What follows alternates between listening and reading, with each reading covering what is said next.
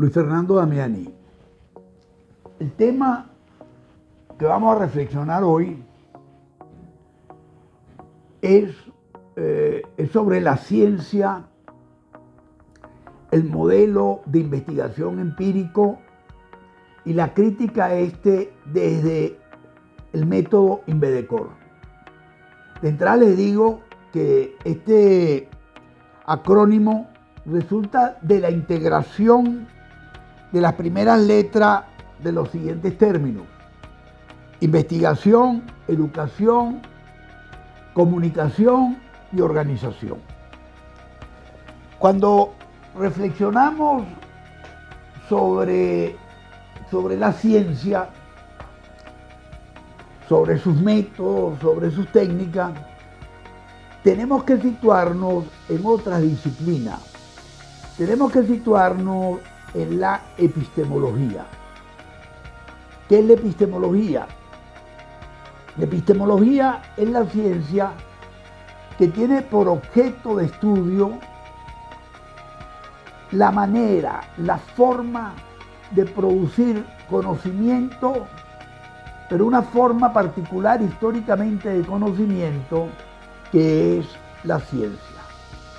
Es decir, que la epistemología produce conocimiento sobre el conocimiento científico. Produce conocimiento sobre el proceso cognitivo. En otras palabras, podemos decir que es un conocimiento sobre el conocimiento. Es decir, construye un lenguaje sobre el lenguaje científico. En otras palabras, es un metalenguaje.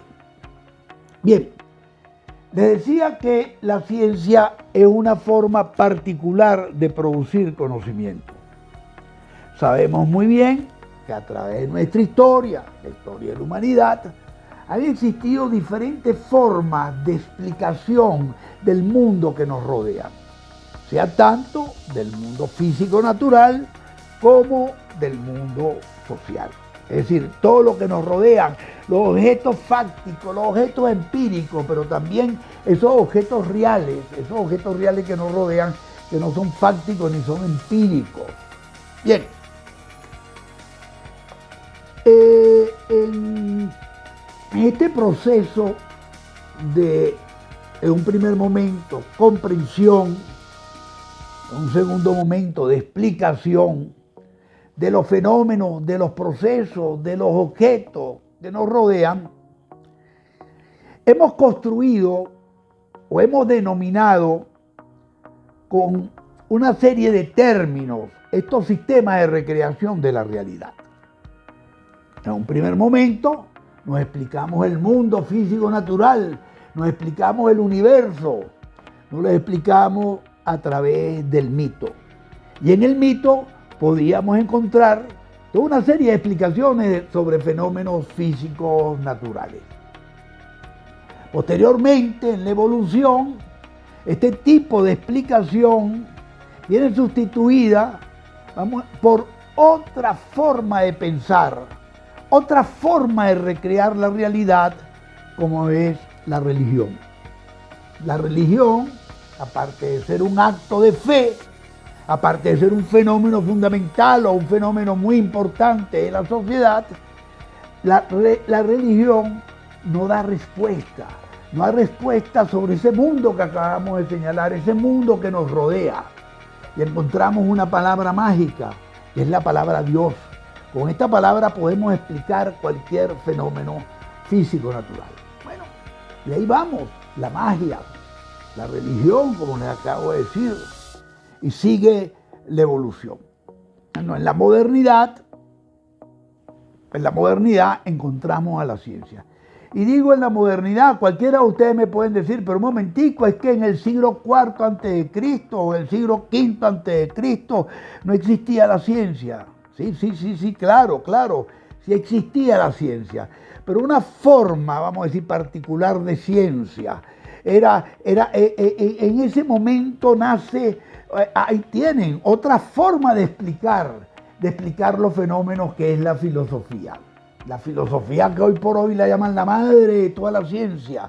La filosofía que tiene como objeto de reflexión no solamente el origen del primer motor del universo, no solamente las aproximaciones cosmológicas, no solamente la teología sobre la reflexión que elabora sobre, como le decía, la primera causa, o Dios, que la encontramos ya en un primer Aristóteles y fundamentalmente desarrollada por el tomismo, por Santo Tomás de Aquino en la Edad Media, sino encontramos una disciplina que tiene por objeto de estudio el conocimiento. Esa disciplina se denomina teoría del conocimiento o nociología. A esta altura nos deberíamos preguntar, bueno, ¿y qué diferencia existe entre esta rama filosófica que hemos denominado filosofía del conocimiento, teoría del conocimiento o nociología del conocimiento con la epistemología? La diferencia es que la filosofía del conocimiento, aparte del método, que son métodos completamente diferentes para aproximarse al acto cognitivo, independientemente de eso, la filosofía tiene por objeto de estudio cualquier forma de conocimiento, cualquier manera de representar el acto cognitivo. En cambio, la epistemología, como le decía hace un rato, tiene por objeto una forma particular históricamente determinada de conocimiento, que es el conocimiento que se viene desarrollando. Si podemos dar una fecha, lo podemos ubicar en el 1600 con una obra fundamental que es el Novum Organum de Francis Bacon. Después daremos algunas características, porque aquí podemos señalar que la propuesta de Bacon, que logra sistematizar en este texto, Novum Organum. Recordemos que la sistematización de las obras de Aristóteles en Europa se denominaba Organum. Bueno, él le puso a su libro el Novum Organum como si era una propuesta y un gran salto en el acto cognitivo, una propuesta metodológica para conocer científicamente, una propuesta metodológica para producir verdades sobre el mundo que nos rodea, fundamentalmente el mundo físico-natural. Bien, dicho esto, vamos a desarrollar, a caracterizar y a fundamentar el método empírico en un primer momento. Ese método empírico, ese método factualista que podemos encontrar hoy como una corriente fundamental en el campo de la ciencia, acompañando a las corrientes formalizantes, a la corriente histórico-genética o a la corriente del materialismo histórico. Repito, vamos hoy a reflexionar sobre el método empírico, el método factual, como una forma, como una de las tantas formas de explicar lo que es el acto cognitivo en el campo de la ciencia. Abro un paréntesis, recordemos que no existe unicidad, sino multiplicidad al tratar de explicar esta praxis cognitiva, esta praxis o esta práctica que se desarrolla en los laboratorios, esta práctica de los científicos, esta práctica que también se desarrolla en las comunidades para transformar las relaciones o las interacciones sociales. Bien, en el ámbito, repito, de las ciencias sociales, que también se utilizan, algunos científicos utilizan, y no solamente algunos científicos lo utilizan, el método científico empírico factual, sino que es el método hegemónico que se enseña en nuestras universidades, en los procesos de estructuración de nuestros futuros profesionales. Bien, dicho esto, así como les acabo de señalar y decirle que existe diversidad y multiplicidad de interpretaciones del acto cognitivo de la ciencia, también desde la teoría del conocimiento, desde la nociología o filosofía del conocimiento, no ha existido unicidad para explicar lo que es el acto cognitivo. Si estudiamos la historia de la filosofía, los 2000 años de historia de la filosofía, podemos encontrar una polémica en lo que se conoce con el nombre del dualismo sujeto-objeto. Una polémica entre las corrientes idealistas, las corrientes materialistas y las corrientes criticistas. Bien, ¿qué significa esto? Esto significa, repito, que no hay unicidad al tratar de explicar cómo se da la relación entre el sujeto, por un lado, el sujeto, el investigador, el lenguaje, el pensamiento, y por otro lado, el objeto de estudio. Es decir, que en el acto cognitivo tenemos dos elementos fundamentales, el sujeto y el objeto. Repito, dos elementos fundamentales. Bien, ¿la discusión dónde está? La discusión está en cómo se da la relación entre el sujeto y el objeto. Repito, sujeto, objeto. Cuando hablamos del sujeto, son ustedes los investigadores, son ustedes los que quieren producir conocimiento. Es el pensamiento de ustedes, es el cerebro de ustedes. Estamos hablando de ese elemento que entra a formar parte en el acto cognitivo. Y cuando hablamos del objeto, estamos señalando aquella parte de la realidad que queremos conocer. Si somos físicos, nuestro objeto de estudio es la materia o el cosmos, la física astronómica. Si somos médicos, científicos, investigadores, nuestro objeto de estudio es el cuerpo humano. Si somos biólogos, sabemos muy bien cuál es nuestro objeto de estudio. Si somos psicólogos, ¿qué parte del cuerpo humano es nuestro objeto de estudio? Y si somos sociólogos, también sabemos muy bien cuál es nuestro objeto de estudio en la sociedad. Esta relación sujeto-objeto, vamos a decirlo, viene siendo una representación de la ciencia.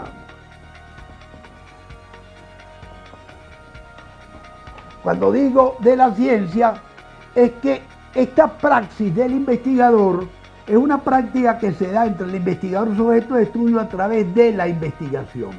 Y esta investigación viene guiada y orientada por un método. Vean bien, el método son las normas y las reglas que guían y orientan el proceso investigativo. Bien, ahora bien, les decía hace un rato que no existe unicidad en el campo de la filosofía al tratar de explicar lo que es el conocimiento. Tampoco existe unicidad en la epistemología cuando tratan de explicar, repito, ese conocimiento históricamente determinado que hemos denominado ciencia.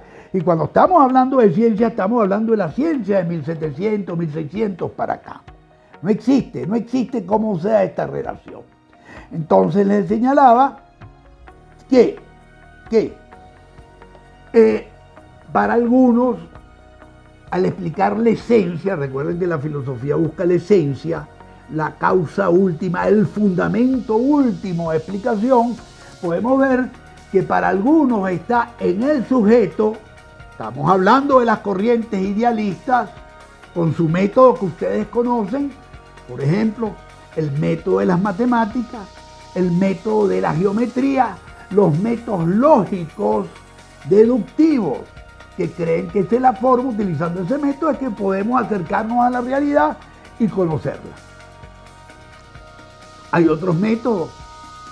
Y aquí encontramos en la filosofía también, en las corrientes objetivistas y en las corrientes materialistas, la base, los fundamentos de la metodología, del método que se utiliza para investigar en el campo de la ciencia, que se conoce con el nombre de la corriente empírica, la corriente factualista, que es objeto en la tarde de hoy, es objeto de estudio, es objeto de reflexión. Bien, pero no es la única, hay otras corrientes. Hoy tenemos el criticismo, que el criticismo es una manera y una forma también de comportarse en el acto cognitivo. Y ahí tenemos al modelo hipotético deductivo, que es el modelo hegemónico de nuestras universidades, que también señala de manera diferente, y si no da tiempo vamos a tratar de ver esa diferencia, que lo fundamental es el objeto. En el objeto podemos encontrar la verdad, no en el sujeto. Bien, dicho esto, de manera bastante rápida, sin tratar de explicar las características y la naturaleza de cada uno de estos métodos, podemos decir que la discusión está en cómo se da la relación entre el sujeto y el objeto para producir. Esta C significa para producir conocimiento. Bien, esta fórmula que tienen ustedes en su pantalla es una fórmula que significa lo siguiente. Significa lo que, como diría Aristóteles, adecuatio rei intelecto. Significa la verdadera adecuación entre la representación y lo representado. Aquí tenemos entonces un primer concepto de verdad. ¿Qué significa este primer concepto de verdad? Significa que cuando lo que el sujeto dice a través del lenguaje se adecua a lo que es el objeto, producimos conocimiento. Cuando el sujeto, a través del lenguaje, a través de las proposiciones, a través de las definiciones, a través de la conceptualización, en fin, a través del lenguaje, señala, dice algo sobre el objeto y no existe esta adecuación entre el sujeto y el objeto, estamos viviendo el mundo del error, estamos en el mundo de la falsedad, estamos en el mundo de la no verdad, o como dicen algunos, estamos en el mundo de la ideología o en el mundo de los sistemas de creencias, pero no estamos en el mundo de la ciencia. Bien, dicho esto, lo que me interesa en este momento es señalar que cuando un científico, sujeto, tiene por objeto de estudio su objeto, el mundo físico natural, por ejemplo, o el mundo histórico social, y este sujeto dice, es decir, elabora afirmaciones o elabora negaciones sobre el mundo, sobre el objeto, y cuando esas afirmaciones se adecúan, y vamos a ver cómo se da esa adecuación en el mundo empirista, que es el que vamos a desarrollar, es la verificación. Cuando el sujeto va camino al objeto a verificar si sus afirmaciones o negaciones son verdaderas o falsas, es el objeto el que le va a decir esas proposiciones son verdaderas o son falsas. Aquí tenemos el fundamento, el fundamento repito, de la escuela factualista en el campo de la ciencia, o lo que se conoce desde el siglo IV con el nombre de empirismo. Es decir, lo fundamental es la observación del objeto.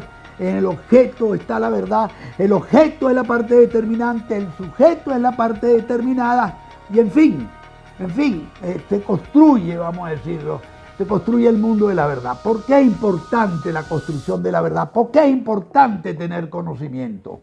Porque el reto que tenía la humanidad era dominar la naturaleza para ponerla a su servicio, fundamentalmente para reproducir la vida, para poder aumentar el nivel y la calidad de vida. No voy a entrar en ese tema porque es obvio lo que le estoy diciendo y cada uno de nosotros lo observamos y lo vivimos, cada uno como actor social, como sujeto histórico en nuestra vida diaria, en nuestra vida cotidiana.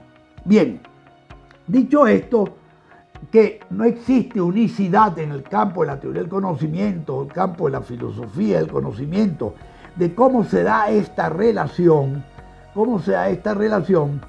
Han existido más de 2000 años de discusión sobre cómo se debe dar o cómo debemos construir los modelos de investigación.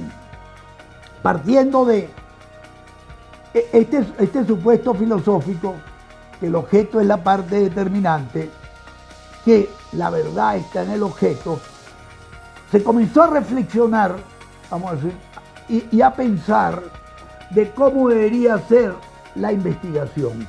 Es decir, y comenzaron a proponer modelos investigativos. Es decir, método, es decir, reglas, normas, que nos indiquen dónde comienza la investigación, dónde termina la investigación y cómo nos debemos comportar, porque aquí en el campo de la ciencia no nos comportamos como nos dé la gana. Bien, el primer método, que es el método empírico, un primer método que podríamos rápidamente diseñar de esta manera,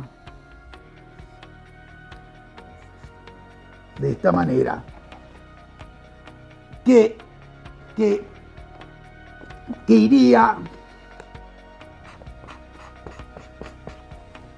ve acá, partiendo de la observación, partiendo de lo empírico, una observación, dos observaciones, 300 observaciones, en fin, lo que amerite la investigación en verano, en invierno, días fríos, días calurosos, es decir, de observaciones singulares, individuales, a través de la inferencia inductiva. Esta raya significa inferencia inductiva, la lógica inductiva, es decir, nuestro cerebro trabajando, nuestro cerebro en movimiento, llegamos a construir leyes generales, es decir, leyes generales.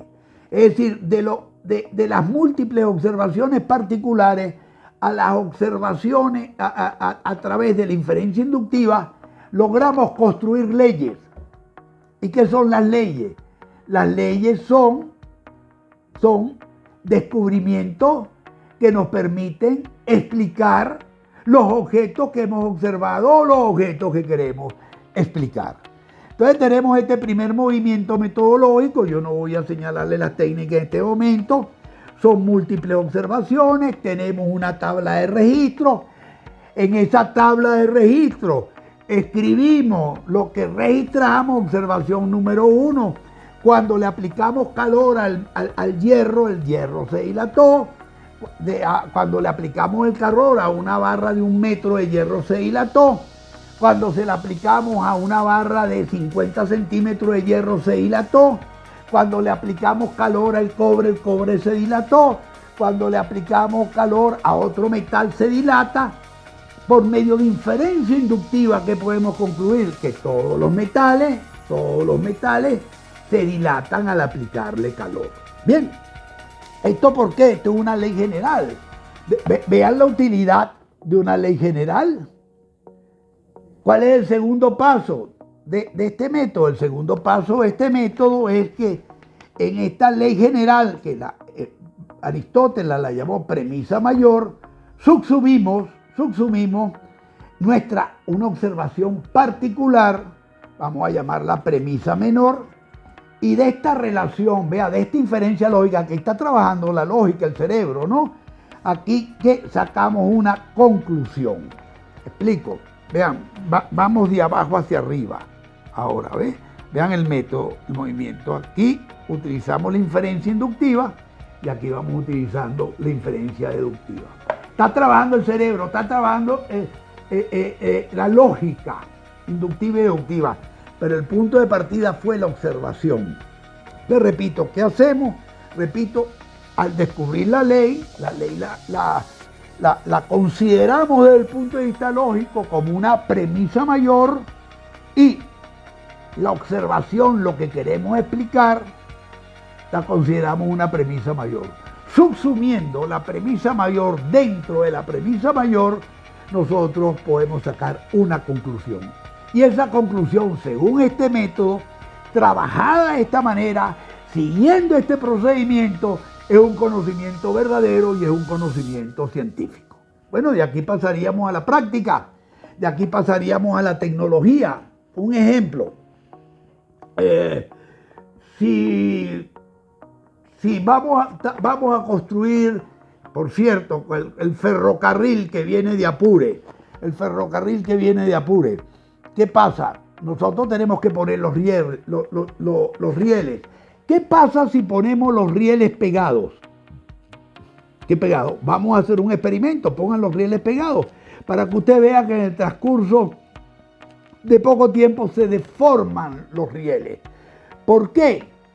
Porque el calor los dilata y los deforma. En cambio, si nosotros dejamos, vamos a decir, un espacio, y en efecto se le deja un espacio de medio metro, nosotros, o menos de medio metro, nosotros podemos ver que al expandirse por el calor, el metal con el que se hace el riel, logramos ver que no se deforma. Entonces vean, aquí lo que quiero señalar con esto es la relación que existe entre el conocimiento, el descubrimiento, utilizando este método con lo práctico, lo operativo, con la solución de un problema y no caer en el mundo del error y equivocarnos, caer en equivocaciones que en este costo, si hubiéramos hecho, por ejemplo, las líneas que ya existen, se hubiera perdido una gran cantidad de recursos en la inversión de este transporte fundamental que tanto necesitamos en nuestro país. Bueno, y así podemos seguir. Por ejemplo, cuando nos íbamos de excursión, cuando estábamos muchachos en la montaña, me acuerdo, uno ponía a hervir agua, y empezábamos a ver al rato la evaporación. Pero cuando íbamos a utilizarla para hacer el café, veíamos que estaba fría. Bueno, ¿por qué? Porque ahí las condiciones iniciales son completamente diferentes. Ahí ese caso concreto no lo podemos subsumir dentro de la ley general que el agua hierve a tantos grados. ¿Por qué? Porque eran otras las condiciones, pero hay una ley general que cuando estamos a determinados grados sobre el nivel del mar, esa ley se cumple. Bien, dicho esto, es la manera, una manera bastante rápida de explicar el método, tanto los supuestos como las reglas metodológicas de este primer empirismo. Atención, digo primer empirismo o digo de este primer positivismo, como se llama y como se llamó, y fundamentalmente como lo llamó Augusto Comte, cuando traslada la racionalidad de las ciencias físico-naturales a las ciencias sociales. Bien, por cierto, hay un texto editado por la Universidad Central de Venezuela, aquellos que quieran profundizar, un texto mío editado por la Biblioteca de la Universidad Central de Venezuela, que lleva por título Epistemología y Ciencia en la Modernidad, donde en este traslado, esta metodología, cómo se traslada, vamos a decir, al campo de las ciencias sociales. Bien, pero en la evolución, no ha sido, vamos a decir, la única manera en que se ha manifestado o se ha concretizado el empirismo. Nosotros encontramos a partir de Galileo Galilei, vamos a decir, y posteriormente hay toda una serie de reflexiones en el campo de la filosofía, partiendo de Kant, vamos a decir, en las cuales encontramos unos supuestos epistemológicos, repito, supuestos epistemológicos que guían, orientan y permiten la creación y la construcción de un método.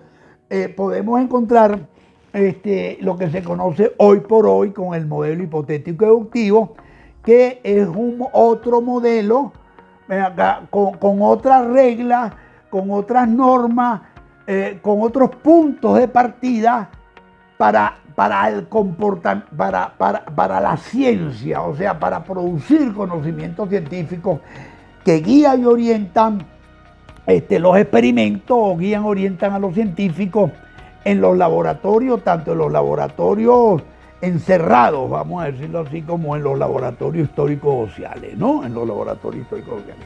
Bien, ese modelo, rápidamente, igual una caracterización rápidamente, ese es un modelo que también, al igual que el anterior, lo fundamental es la observación, lo fundamental es la empiria. Cuando yo digo lo fundamental es la empiria y la observación, lo que quiero decirle que la verdad está en el objeto, que la verdad no está en el sujeto, que la verdad está en el objeto que queremos conocer, que el objeto es el que nos va a decir es verdad o es falso lo que está diciendo sobre el objeto. El objeto le está diciendo, por eso es que decía hace un rato que lo fundamental, el método es, para el empirismo, el método es la verificación. Entonces, toda la metodología es enseñarnos, vamos a decir, a verificar, a llevar adelante esta práctica, ¿no? Bien, hay un segundo momento de esta metodología, de esta lógica inductiva, que se materializa y se concretiza en un proceso de investigación. Repito, proceso de investigación es el camino que hemos llegar, vamos a decir, lo que hemos llegar para aprender, con H intercalada, aprender, hacer de uno el objeto, ¿no? Entonces, la investigación es la práctica. Digo esto porque la gente confunde método con investigación y con técnica y con instrumento, ¿no? Entonces, la investigación es la práctica, pero esa práctica viene guiada, orientada por reglas, como le decía hace un rato, y esas reglas es el método. El método que nos dice, adelanta, cruza a la izquierda, sigue recto, ahora desvíate a la derecha, cuidado ahí, abismo a tu lado izquierdo, en fin, nos va llevando paso a paso en la praxis, en el proceso. En otras palabras, es el protocolo que nos guía y nos orienta en el ámbito de la investigación. Bien, dicho esto, aquí la diferencia con el método anterior, repito, con el método clásico, con el método de inferencia inductiva, que parte de la observación de los enunciados singulares a los enunciados universales, y después con los enunciados universales subsumir los casos concretos que tenemos para poderlos explicar. Aquí el punto de partida no es la observación, aquí el punto de partida es la teoría. La teoría. Y existe en este método hipotético deductivo lo que podemos denominar, podemos señalar como el punto de partida, podemos señalar, afirmar, como lo afirma el modelo. El punto de partida es la teoría, no es la observación. Entonces, en este modelo hipotético deductivo partimos de toda una serie de construcción de instrumentos de investigación a través de la práctica del modelo hipotético deductivo. Este modelo hipotético deductivo, ustedes lo conocen, ustedes fueron formados con este modelo en casi todas las universidades. Es el modelo hegemónico, es el modelo de todos los manuales que existen en nuestras universidades, que nos dice que lo primero que tenemos que hacer es formular un problema. Entonces, en esa formulación del problema tenemos, en primer momento, la selección del problema. Selección del problema. ¿Qué significa seleccionar un problema? De la multiplicidad, de la realidad infinita que nos rodea, nosotros tenemos que hacer un cierre de campo de esa parte de la realidad infinita, que es lo que vamos a estudiar. Entonces se selecciona el problema. El que no tenga capacidad de problematizar, vamos a decirlo así, no va a poder seleccionar un problema. Pues, ¿qué es lo que te interesa de la realidad? ¿Qué es lo que te llama la atención de la realidad? ¿A ti o a tu patrón? Porque de repente tú estás trabajando y al patrón le interesa un determinado tipo de conocimiento, y tú, que trabajas para él, tienes que, vamos a decir, responderle, solucionarle el problema. Y solucionarle el problema tienes que montar una investigación. Si quieres trabajar científicamente, Si no quiere trabajar científicamente se le puede decir cualquier cosa, ¿no?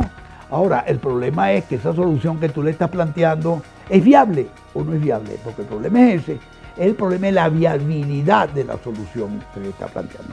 Entonces decía, se selecciona un problema, nos enseñan después, también muy rápidamente, no voy a entrar a explicar este modelo, a mí me lleva más de 9 meses explicar este modelo cuando lo trabajo, pero lo que quiero decir, después de seleccionar el problema, hay que fijar los objetivos que vas a hacer con ese problema. Objetivo. ¿Qué significa esto? Esto significa qué quieres hacer tú con ese problema.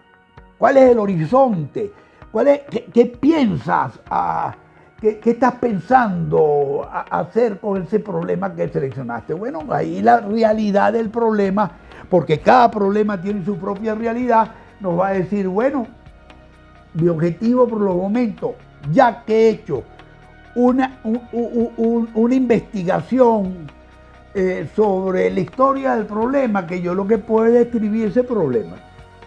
Es decir, la naturaleza del problema te va a decir si puedes describirlo, si es una investigación descriptiva o si es una investigación explicativa.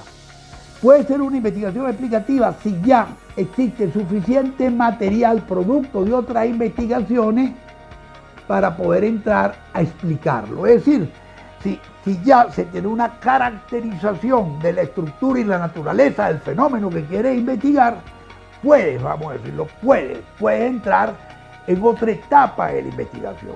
Pero si la naturaleza del problema ni siquiera ha comenzado, vamos a decirlo, tienes que entrar en una investigación de tipo exploratorio a explorar el fenómeno para ver cuáles son las características.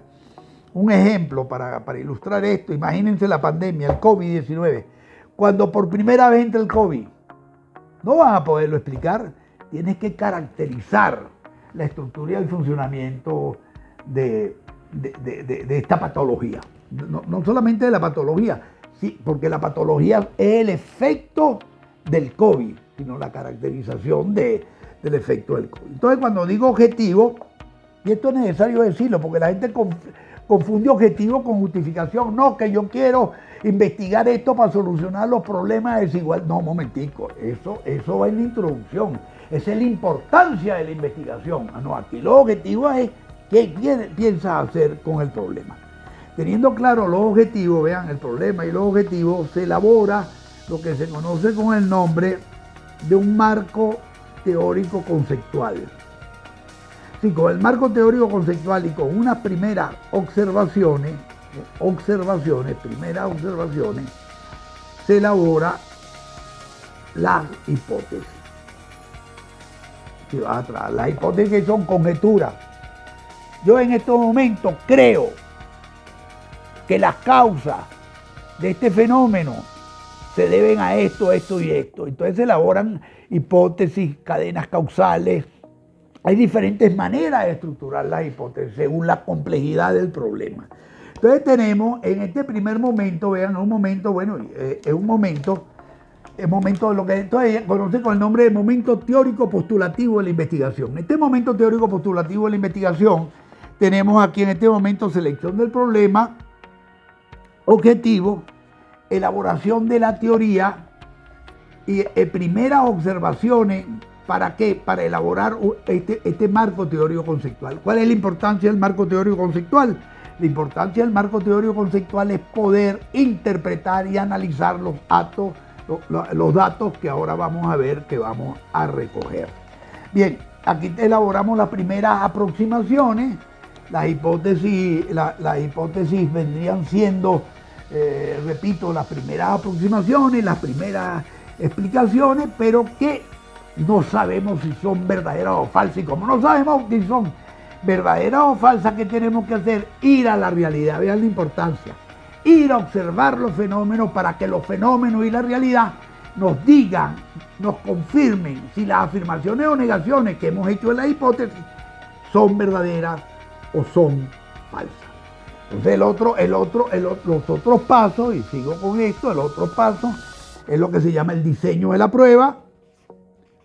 Hay un diseño de la prueba, Aquí están las estadísticas, están las muestras, están los instrumentos de observación, en fin, toda una serie de los instrumentos de medición, que es muy importante, porque aquí los fenómenos se miden, y posteriormente es el trabajo de campo.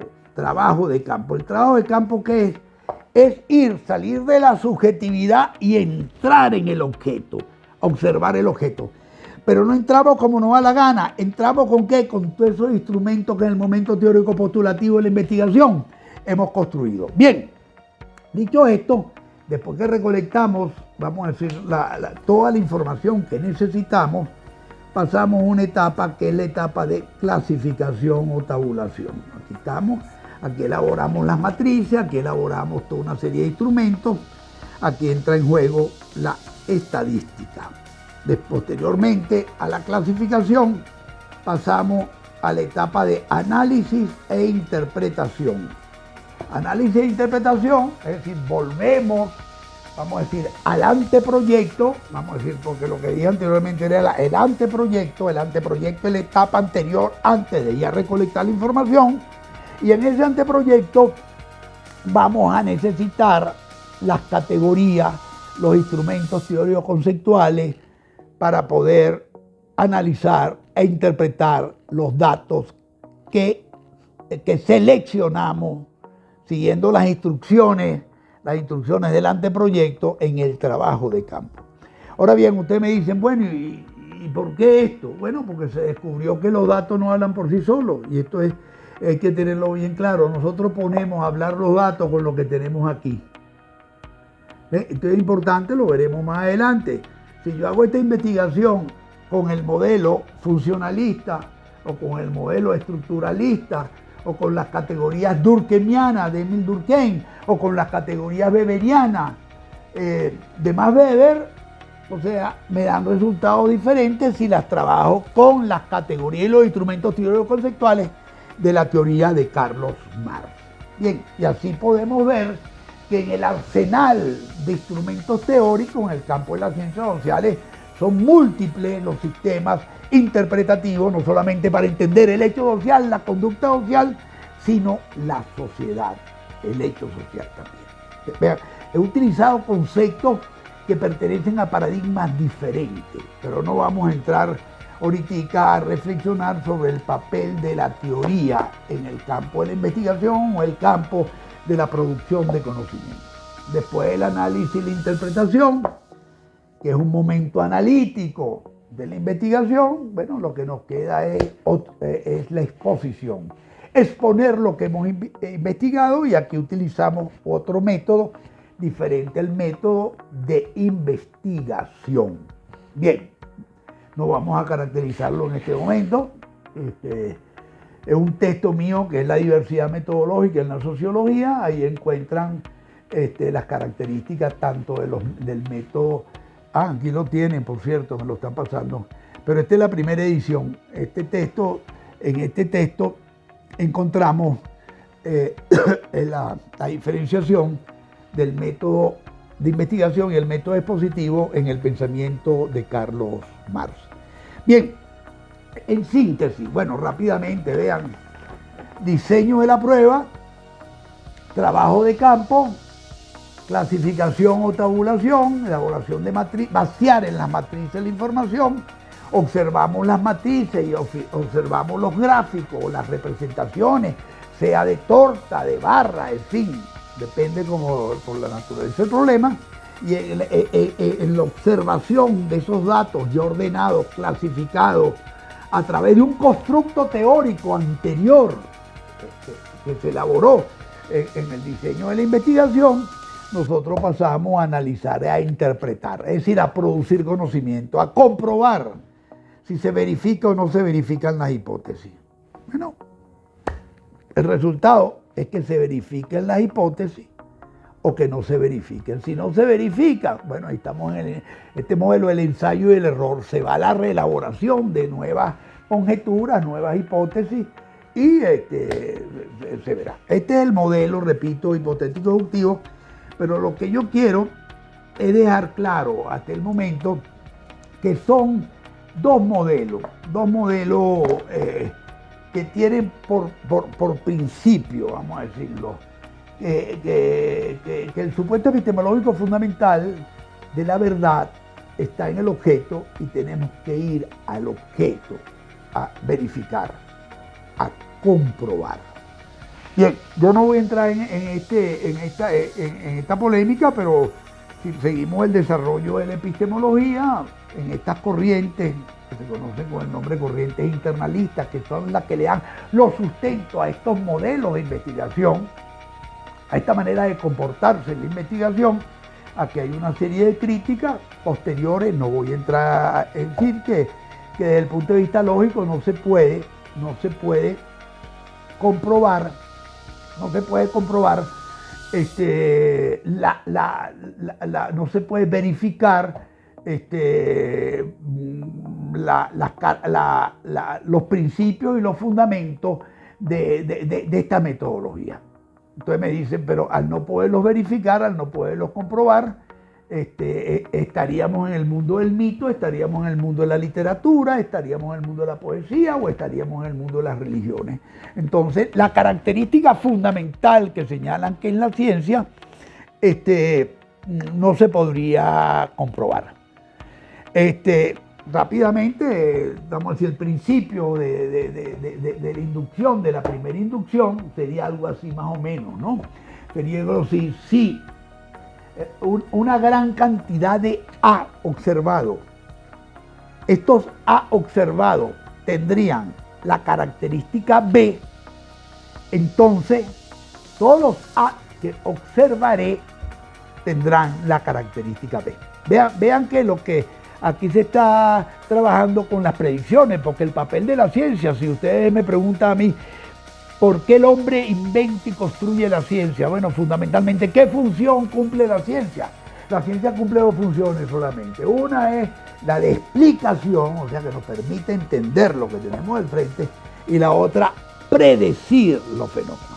Abro un paréntesis aquí. Acá. Aquí lo que se está discutiendo no es que la ciencia existe o no existe, la ciencia existe.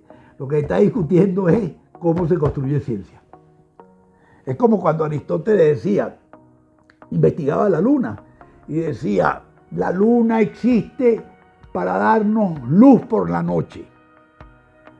Un momentico, la luna existe, pero la explicación aristotélica es errada. ¿Ves?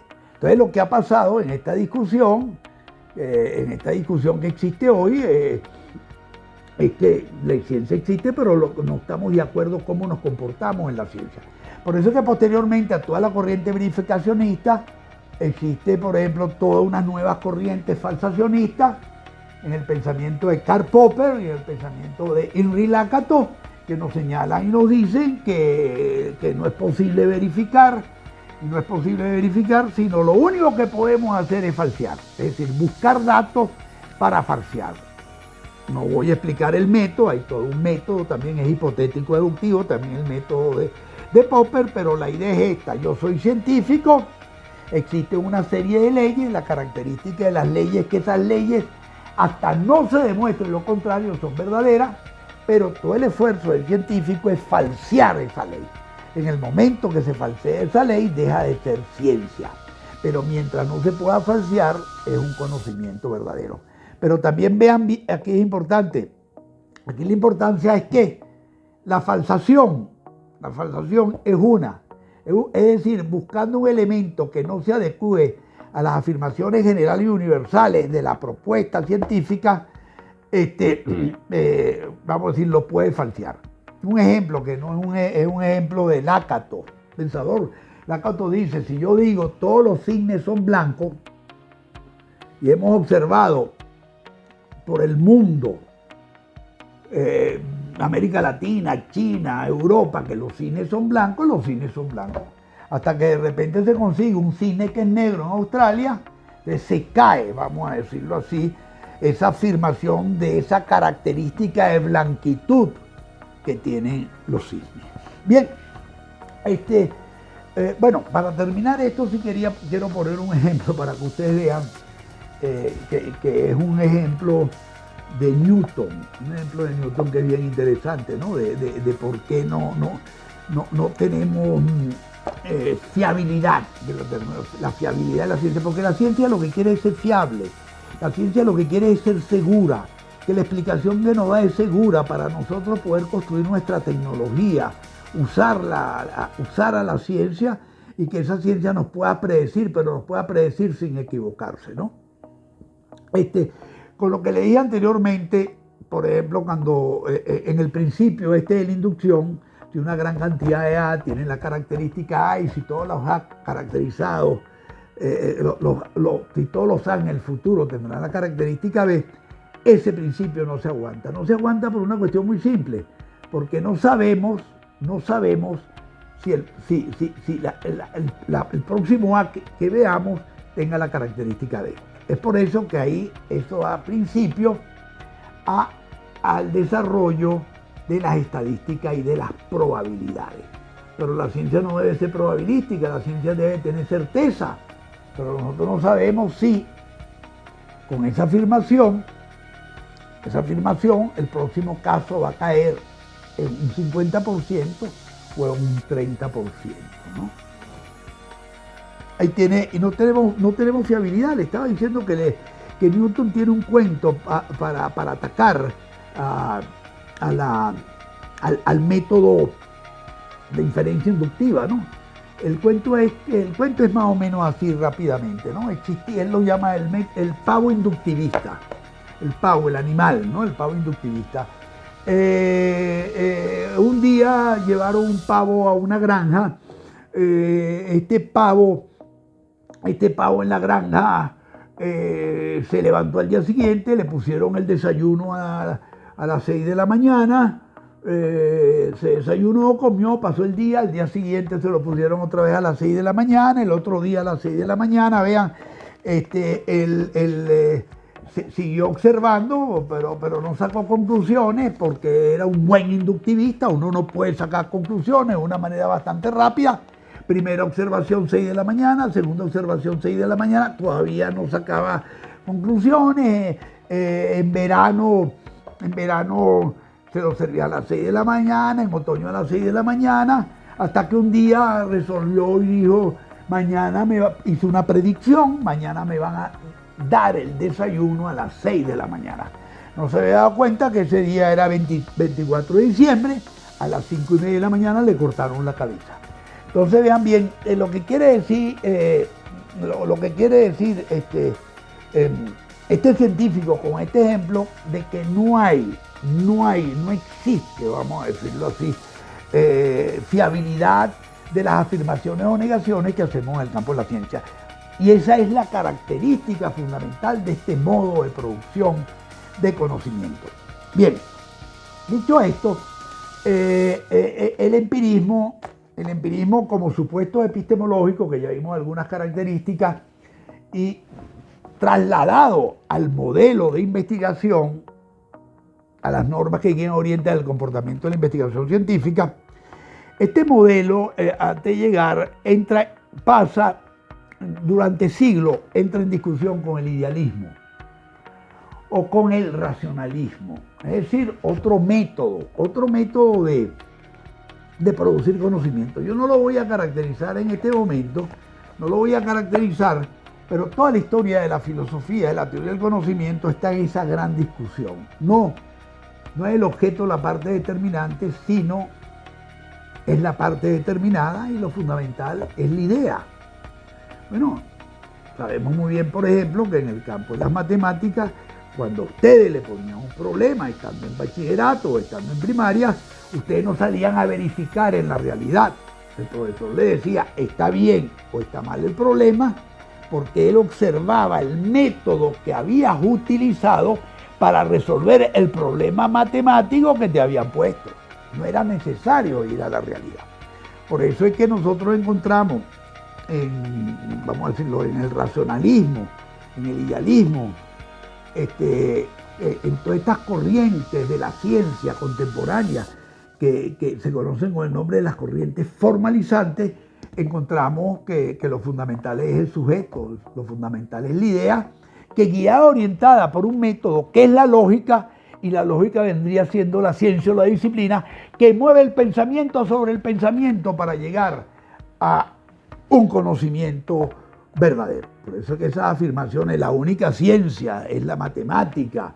La única ciencia es la matemática. Bien, dicho esto, vamos a hacer una afirmación que nos la vamos a desarrollar para poder ya ir entrando a la segunda parte de esta conferencia. Bien,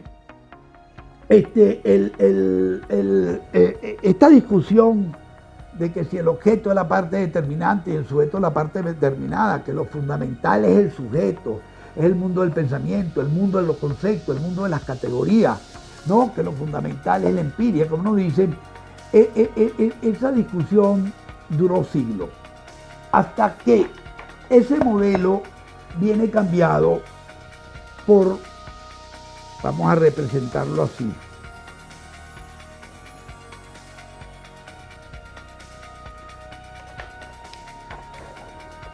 por este modelo.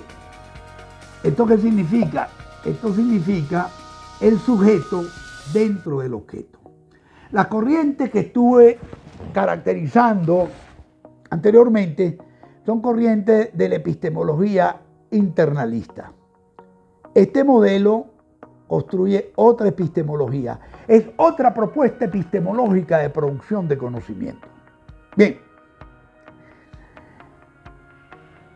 podríamos llamarlo, a este modelo lo podemos llamar modelo contextualista, es decir, epistemología contextualista.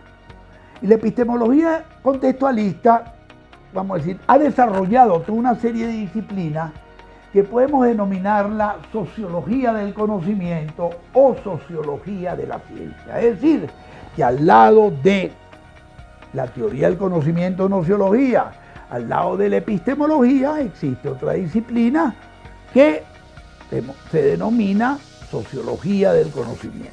Bueno, hay otra, la lógica también estudia el conocimiento, la metodología también estudia la ciencia, pero un elemento fundamental de la ciencia que es el método. Pero la sociología del conocimiento construye unos supuestos epistemológicos diferentes, completamente diferentes o diferenciados a lo que acabamos de caracterizar hace un rato.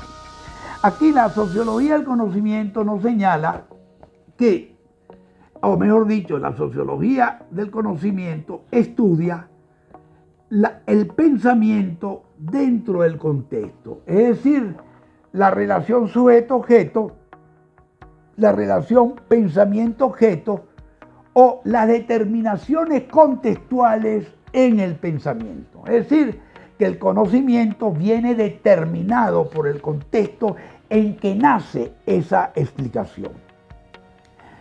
El primer pensador de esto, el primero que elabora la fundamentación y acaba con el dualismo sujeto-objeto, este que estudiamos hace un rato, acaba con este dualismo sujeto-objeto, es Carlos Marx, que en 3 textos fundamentales no logra escribir una teoría del conocimiento, pero sí logra darnos, vamos a decirlo, los supuestos en la cual se puede fundamentar una nueva epistemología como la sociología del conocimiento y una guía y una orientación en la forma y en la manera de producir conocimiento. Carlos Marx, en los Grundrisse, en la ideología alemana y en las tesis sobre Feuerbach, nos viene desarrollando este modelo cognitivo y lo voy a explicar porque este es el modelo, estos son los supuestos epistemológicos que está detrás del método Invedecor. Esa es la razón por la cual entro a explanar mis ideas sobre esta postura epistémica. Bien, vamos a rápidamente, no vamos a profundizar. ¿Cómo podemos describir rápidamente o explicar el pensamiento de Carlos Marx?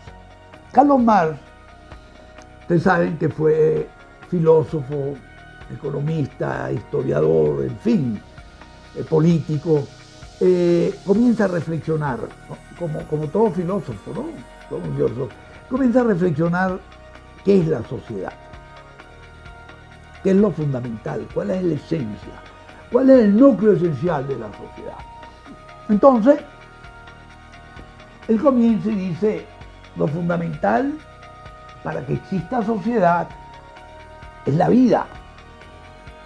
Si no existe vida, no existe sociedad. Y comienza a construir en su cerebro, Y dice, y para que exista vida en sociedad es necesario satisfacer las necesidades. Si no satisfacemos las necesidades en aquel momento de la prehistoria mínima, no puede existir desarrollo social.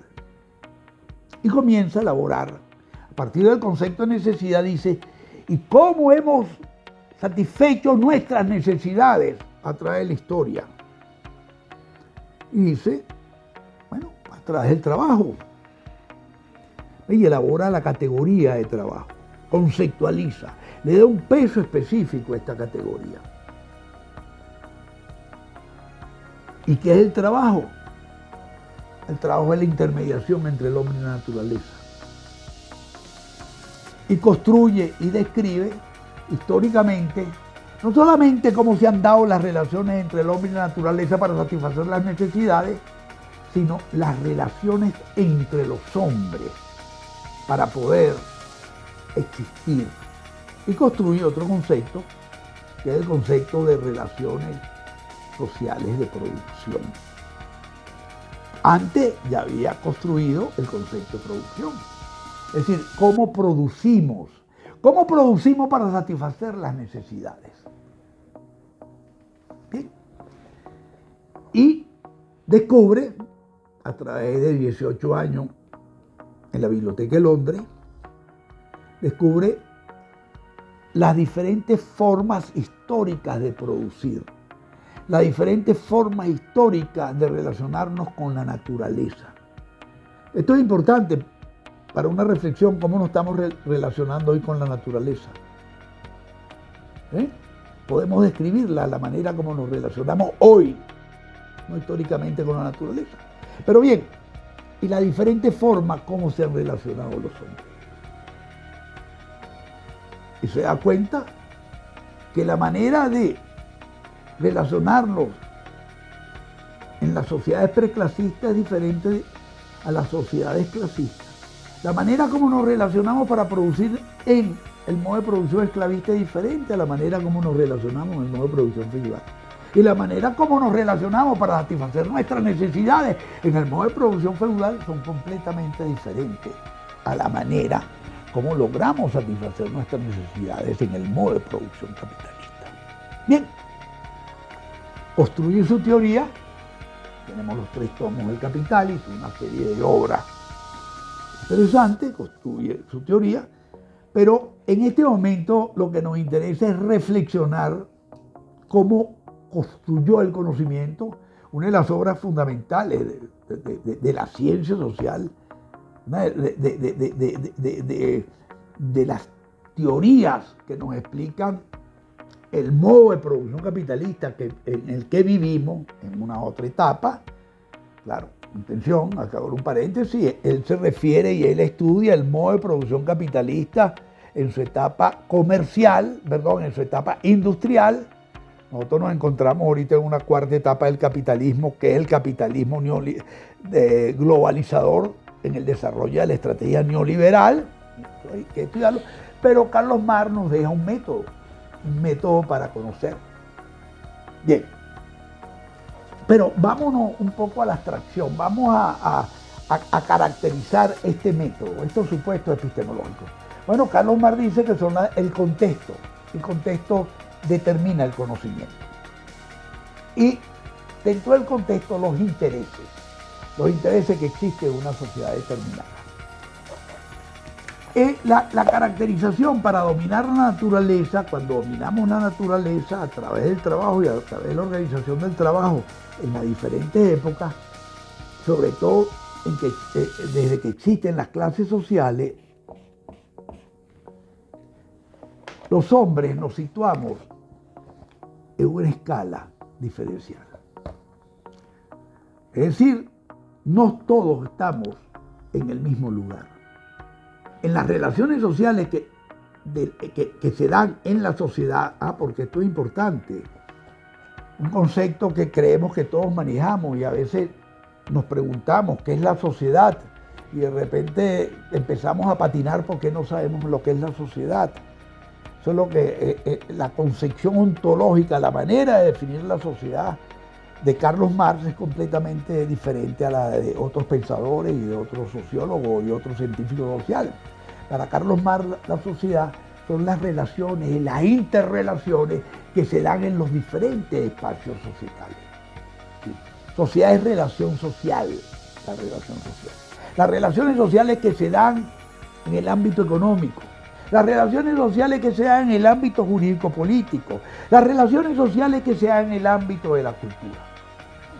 Lo importante es caracterizar esas relaciones. Para nosotros es muy importante caracterizar cómo se están dando esas relaciones hoy en la sociedad venezolana. Bien, pero seguimos con el modelo. Vamos a ver, seguimos con su método, ¿no? Al estar situado en lugares diferentes en la producción, vamos a decir, en la manera de producir y reproducir la vida, esa manera de situarnos en lugares diferentes, en una praxis antropológica, vean, aquí está el concepto de praxis, el concepto de la praxis antropológica, que es la praxis para reproducir la vida. Esta diferenciación de los lugares que cada una de las clases sociales ocupa en la sociedad, en la producción, lo podemos ver que se dan en la praxis intelectual. Es decir, si aquí tenemos una diferenciación en la praxis antropológica, en la praxis intelectual no existe unicidad, sino multiplicidad y diversidad de sistemas interpretativos. Ahora la pregunta que nos hacemos a esta altura, ¿por qué si el objeto es uno, por qué no existe una interpretación única?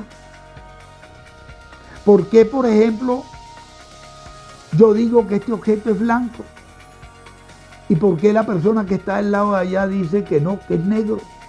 ¿Por qué él selecciona la negritud de este objeto y yo la blanquitud de este objeto? ¿Qué está detrás en esa selección? Y cuando digo la selección, ¿qué está detrás cuando seleccionamos un problema? ¿Y qué está detrás cuando seleccionamos determinados elementos de un problema de investigación y cuáles dejamos otros? Es una crítica que se le hace a la manera como nos enseñan a investigar en nuestras universidades, sean tanto públicas como privadas. Bien, tanto es así, y hablo un paréntesis, que yo creo que hay que democratizar nuestra educación. ¿Por qué? Porque todas las teorías, todas las ontologías que nos están dando son ontologías, definiciones, conceptualizaciones y teorías, vamos a decir, liberales. Y entre nuestras universidades no se enseña la teoría crítica. Yo creo que una universidad democrática tiene que enseñar las dos teorías, los dos sistemas interpretativos, para que el estudiante tenga la posibilidad de escoger con qué sistema interpretativo va a interpretar su realidad social. Para que el estudiante tenga la capacidad de escoger con qué intereses de la sociedad se va a cuadrar o con qué intereses de la sociedad va a defender. Bien, dicho esto, te decía que en la praxis intelectual no existe unicidad. Es lo que se denomina lucha en el campo de las ideas, lucha en el campo de las teorías, lucha en el campo de los paradigmas. Y esto es importante, ¿por qué? Porque si la sociedad capitalista como forma de organización social produce su teoría desde sus intereses, desde los intereses de la explotación en la fábrica, de los intereses de la dominación cultural, desde los intereses del sometimiento político, los procesos de estructuración mental que pasan a través de los aparatos ideológicos, radio, prensa, televisión, es para reproducir los privilegios, para que no cambie nada. Es lo que se conoce con el nombre, en términos de Carlos Marx, la reproducción ampliada de la sociedad. Ah, pero un momento. La historicidad. Venezuela no es estática. Venezuela se está moviendo. Y se está moviendo, construye su historicidad a través de principios contradictorios. La sociedad es dinámica, no es estática. Estas contradicciones se manifiestan no solamente en los campos de batalla, no solamente se manifiesta a nivel internacional, como por ejemplo las contradicciones entre Venezuela y el bloque atlántico, entre Venezuela y el imperialismo. Así como nosotros tenemos objetivos, intereses de construir nuestra soberanía y nuestra independencia, ellos tienen sus intereses buscando mano de obra barata, buscando mercado y buscando riquezas. Es decir, su expansión de apoderarse de nuestro subsuelo, mientras nosotros defendemos nuestra soberanía y defendemos nuestra independencia. Es decir, queremos elaborar nuestra propia agenda. Es decir, vean, es un movimiento, es conflictual, es un conflicto, es un movimiento dialéctico. No podemos investigar como el empirismo de manera, vamos a decir, eliminando el movimiento de manera estática. Entonces este es otro principio que hay que tomar en consideración, que es un principio histórico, epistemológico, que hay que tomarlo en consideración, que hay que ubicar los fenómenos de investigación dentro de la historia para poder ver cómo se desarrolla en un análisis de situación o en un análisis de coyuntura, para ver las mutaciones y transformaciones en la dinámica social que vienen adquiriendo los fenómenos sociales. Si no, no entendemos nada. Si no, producimos, como quieren producir esos otros modelos, encubrimiento y ocultamiento de la realidad. Ahora, hemos visto que existe una praxis antropológica, es decir, es el ámbito de la economía. Pero paralelamente en una sociedad, ese no es el único ámbito, ese no es el único espacio de la sociedad. Existe, como acabamos de ver, un espacio cultural, un espacio de las ideas, un espacio de la ideología, un espacio de los valores, un espacio de la cultura, un espacio, vean, de los sistemas de representación, del mito, de la religión, de la magia. Y vean qué importancia tiene esto en la sociedad. ¿Qué función cumple esto en la sociedad? Vean, guían y orientan conductas. Así como a una computadora se le mete el programa, existen programaciones conductuales en los aparatos ideológicos de Estado. Fundamentalmente, no solamente en las universidades, no solamente en las escuelas, sino fundamentalmente en los aparatos que ustedes conocen y ustedes manejan, que son los aparatos de comunicación. Y hoy por hoy, con la caracterización de las redes, y eso tenemos que investigarlo. ¿Cuáles son los procesos de estructuración mental que están llevando adelante estos aparatos ideológicos? ¿Es que existe conciencia o no existe conciencia de los procesos de estructuración mental de la reproducción? Entonces, hay que entender el lugar que cada uno de nosotros ocupa en la lucha político-cultural. ¿Con qué teoría estamos trabajando? ¿Con qué sistema interpretativo estamos trabajando? ¿Es que somos constructores de la hegemonía del capital o estamos dentro de la ruptura del capital como forma de organización social injusta, explotadora, dominadora? ¿O es que estamos pensando en la venezolanidad o estamos pensando en el bloque atlántico? Estamos pensando desde el imperialismo. Estamos pensando desde el neocolonialismo. Todo investigador tiene que hacerse estas preguntas. Todo investigador tiene que pensar sobre estos problemas. No es un problema solamente de método. Esto está presente en cualquier proceso de investigación. Estamos dentro de la investigación para la liberación o estamos dentro de la investigación para la reproducción. Así como existe la praxis antropológica para poder satisfacer nuestra necesidad en el ámbito económico y existe la praxis intelectual en la que a través de una práctica, en nuestro caso, de los procesos de investigación científicos guiados y orientados por un método, así como existe esta praxis, estas ideas bajan de nuevo a la sociedad sobre la praxis político-jurídica. Cuando digo la praxis político-jurídica son las conductas de paz, las conductas de guerra, son los comportamientos, son las instituciones que creamos para el cambio y la transformación o las instituciones que estamos creando para la reproducción. Le estamos hablando de una universidad que se está construyendo, una nueva universidad que tiene como objetivo fundamental y como horizonte el cambio de las relaciones sociales en nuestro país. El construir una Venezuela independiente y soberana. Pero para construir una Venezuela independiente y soberana, tenemos que construir hombres independientes y hombres soberanos. Así como dijo Bolívar, que para construir república tenemos que construir republicanos como condición indispensable. Nosotros para construir el socialismo tenemos que construir revolucionarios. Y ese es el papel fundamental que juega esta universidad.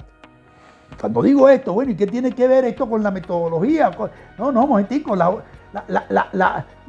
universidades no solamente transmiten pensamiento, sino las universidades, vamos a decirlo, tienen que investigar, y ya lo veremos por qué tienen que investigar cuando veamos el método Invedecor. Pero bueno, esto que estamos viendo, ya aquí lo fundamental no es el objeto como la parte determinante, fundamental donde está el conocimiento, donde tenemos que ir a buscar el conocimiento, donde debemos beber el agua del conocimiento. Pero tampoco es de manera fraccionada las ideas, el mundo de las ideas. Es decir, que con el método idealista y con el método pragmatista, con el método empiricista, de manera fragmentada, no vamos a poder producir un conocimiento verdadero y un conocimiento para la liberación. La única manera es que trabajemos con un método que es semántico, sintáctico, dialéctico e histórico. Y este método que toma la totalidad, que es otro concepto fundamental desde el punto de vista metodológico, porque nos han fragmentado la mente, es decir, nos han querido, vamos a decirlo, en los procesos de estructuración mental en los que somos sometidos en las universidades y en la escuela, solamente a ver fragmentos de la realidad. Y con los fragmentos de la realidad no entendemos nada. Ni de el fragmento de una realidad no podemos conocer la sociedad que queremos cambiar. No podemos diagnosticar la sociedad que queremos transformar, sino tenemos que partir del todo social y del todo a la parte. Vean, es un camino completamente diferente. Después más adelante podemos explicar cómo se va del todo a la parte. Pero de la parte al todo no entendemos nada. Vamos a poner un ejemplo. Cuando yo estudié Derecho, yo quería entender la sociedad venezolana y no lograba entender nada.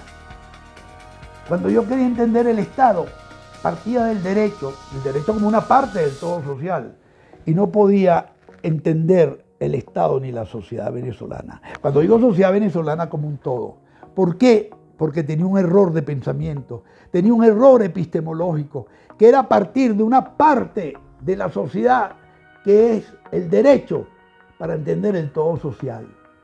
Entonces lo que hice leyendo a algunos autores, en este caso a Carlos Marx, siguiendo el concepto de totalidad de Hegel, aunque con los cambios que le hace Carlos Marx al concepto de totalidad, invirtiendo de la cabeza, poniéndolo de pie, logré entender que no podemos ir de la parte para entender el todo social, sino desde el todo social podemos entender la parte.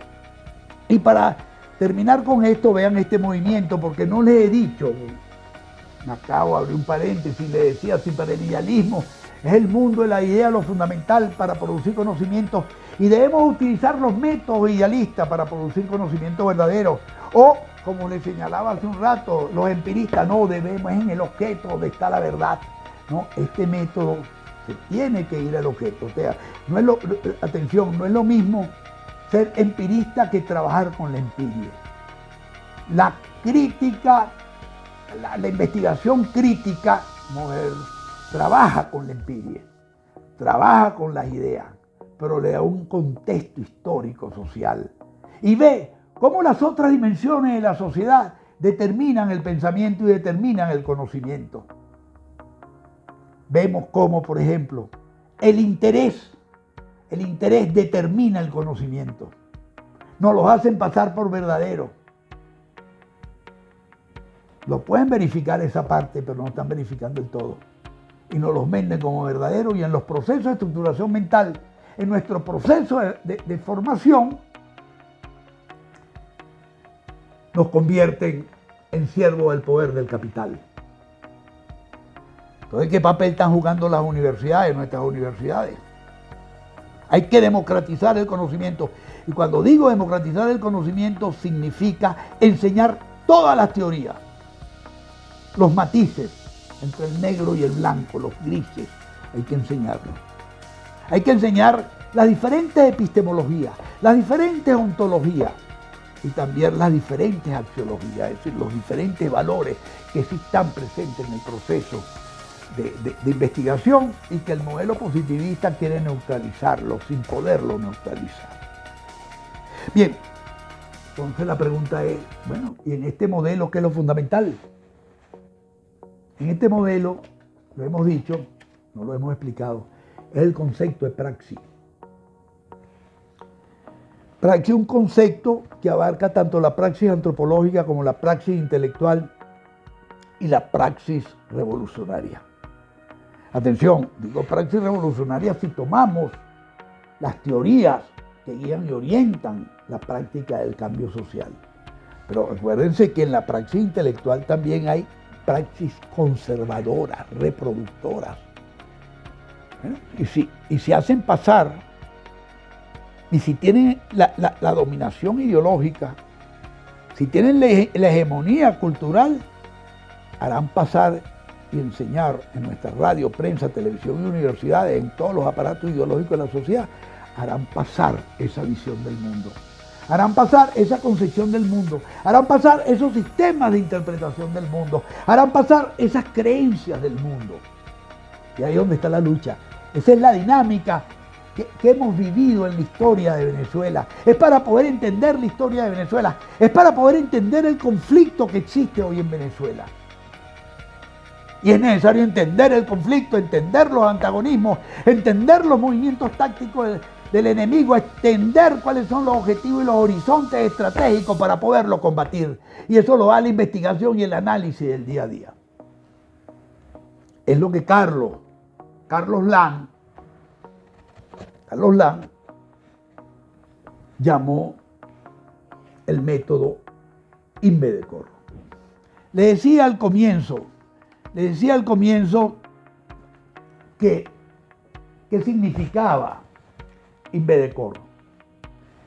Invedecor fundamentalmente es un nuevo modo de producción de conocimiento, pero fundamentalmente es la articulación de toda una serie de funciones.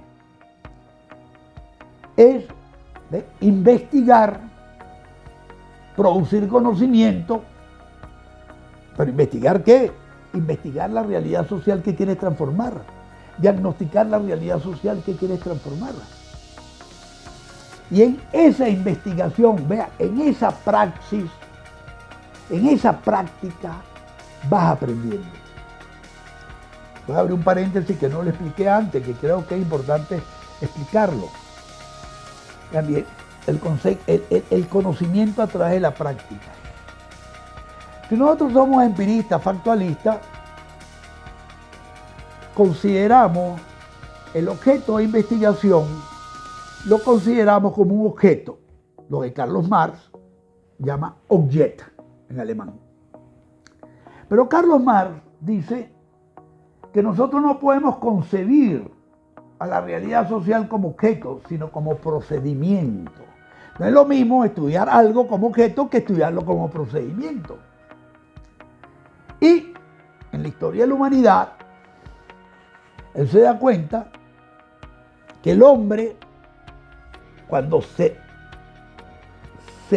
relaciona con la naturaleza a través del proceso del trabajo, a través de las diferentes formas de relaciones para producir la vida, producir los objetos que producen la vida, Carlos Marx se da cuenta que no solamente se está transformando la naturaleza como objeto, sino que se está transformando el hombre como sujeto.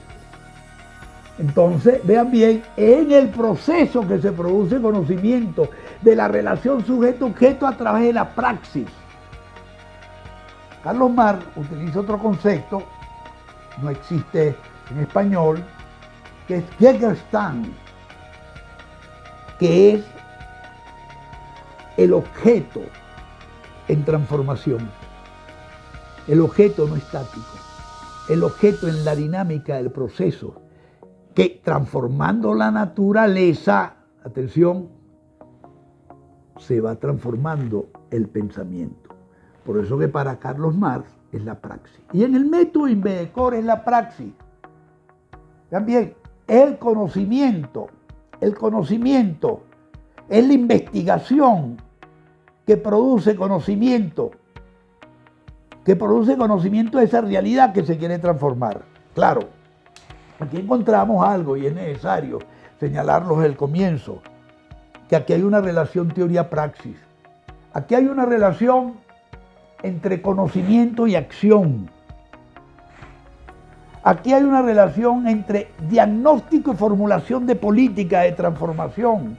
Aquí hay una relación entre conocimiento y planificación para la acción. Aquí hay una relación entre conocimiento y movimientos tácticos para construir la realidad social, para construir la nueva realidad social.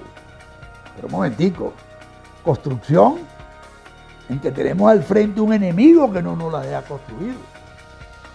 Un enemigo que no solamente tiene instrumentos militares, un enemigo que tiene elementos culturales, un enemigo que tiene elementos ideológicos, un enemigo que tiene recursos. Este es un método para los sectores populares y los sectores subalternos de la sociedad. Este es un método para la comunidad. Investigar o aprender investigando significa producir un conocimiento también que podamos comunicarlo como un conocimiento de los sectores populares, como un conocimiento de la venezolanidad, como un conocimiento nuestro, como un conocimiento de los intereses de los sectores populares, del movimiento obrero, del movimiento campesino, de los estudiantes revolucionarios. Conocimiento que busca ¿qué? En simple, cambiar las relaciones sociales en nuestro país. Unas relaciones mucho más humanas. Por unas relaciones que no se basen en la explotación, en la fábrica. Unas relaciones que no se basen en la dominación cultural.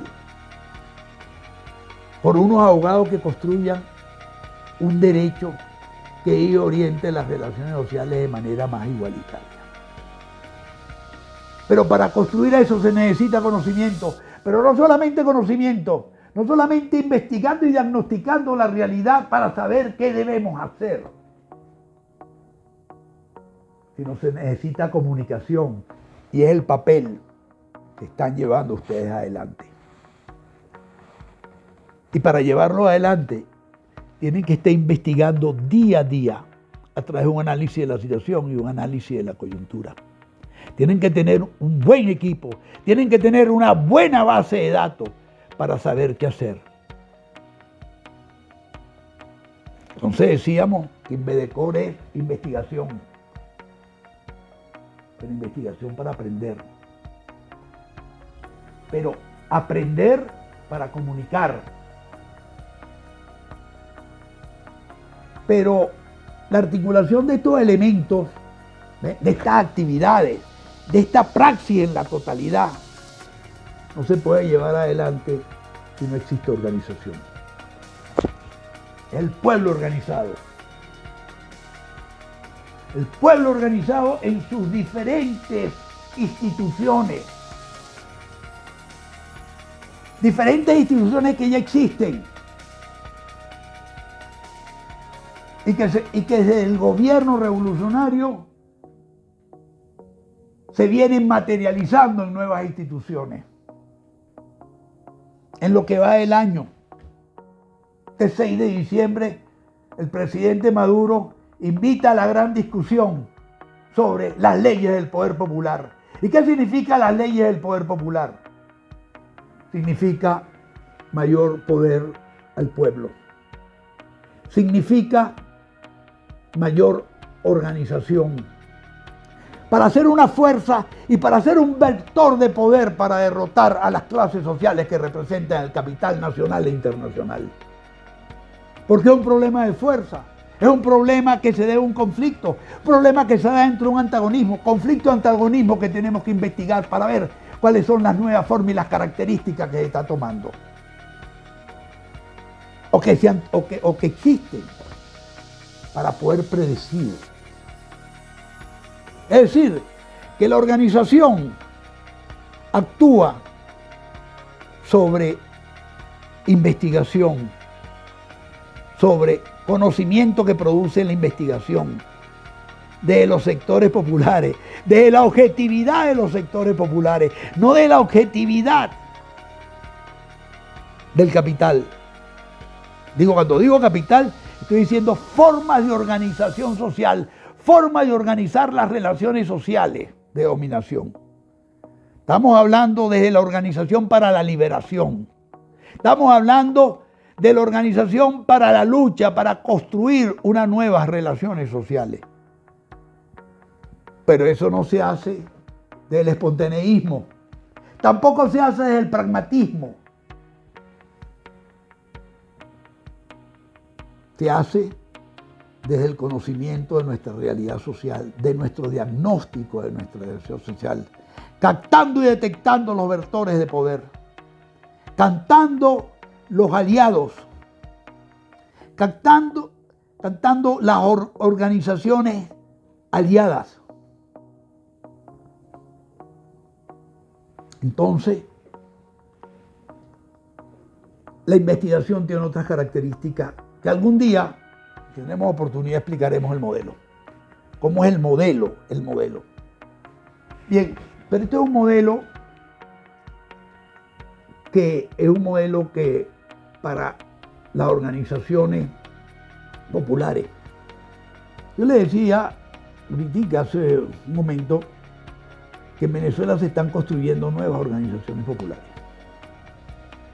Existen los consejos presidenciales de las mujeres, los consejos presidenciales de los trabajadores.